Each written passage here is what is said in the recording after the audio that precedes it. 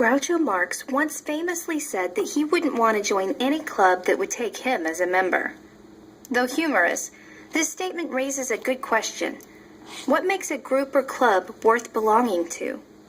How do people decide which groups are worthwhile? Psychologists have one theory why people view groups and clubs as worthwhile. According to the theory of effort justification, people will believe a goal is worthwhile if they have worked hard to get there. So even if they never reach their goal, they will justify their actions as being worthwhile. In the club example, people will believe a group is worth belonging to if they have to make an effort to get in.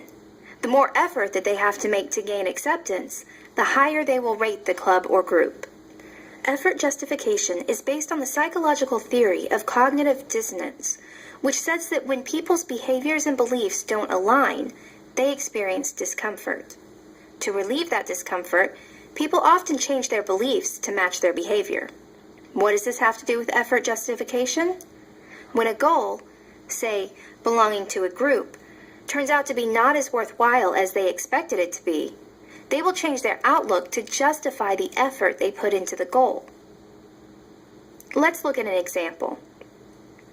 A famous study conducted by Elliot Aronson and Judson Mills was conducted in the late 1950s. At the time, women were generally sheltered and expected to act like good girls. Aronson and Mills told female participants that they were being considered to join a discussion group on the psychology of sexuality. Before they could join, though, they were asked to read aloud a group of words that related to sexuality so that they could make sure that they wouldn't be too embarrassed to join in the discussion once they were accepted into the group.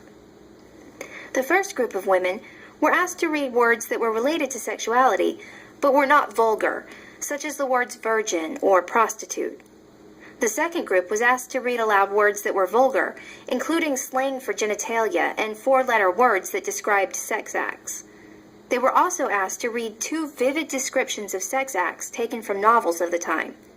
Obviously, the second group had to work a lot harder to be accepted into the discussion group. After all that, the subjects then listened to a recording of a discussion about animal sexuality that was very dull and not at all titillating. Finally, the participants were asked to rate the group and its members. The girls who were forced to read the more vivid and vulgar passages beforehand consistently rated the group higher than those who weren't. Why would they do that? Well, they had endured an uncomfortable task to join the discussion group.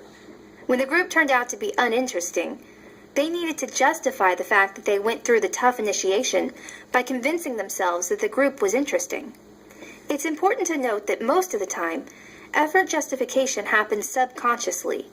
That is, people aren't aware that they are engaging in effort justification. They do it automatically and without conscious thought.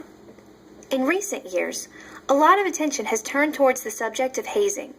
Across the United States, high school and college students take abuse from other students in order to join a group, such as a fraternity. Hazing rituals range from harmless pranks to dangerous and life-threatening abuse. One question that people ask when hazing scandals break is, why would anyone want to join that group if they had to endure hazing like that? Effort justification offers one answer to that question. In fact, according to effort justification, the students who endure the worst of the abuse are likely to see the group as the most worthwhile. If they join the group and then discover that it is not as fulfilling as they thought, they will try to justify the fact that they allowed themselves to be abused by convincing themselves that the group is worth it.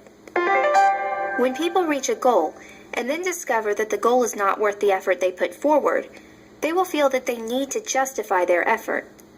As a result, they will convince themselves that the goal is more fulfilling than it is. This process is called effort justification, and it often happens when people join a club or endure hazing to join a group.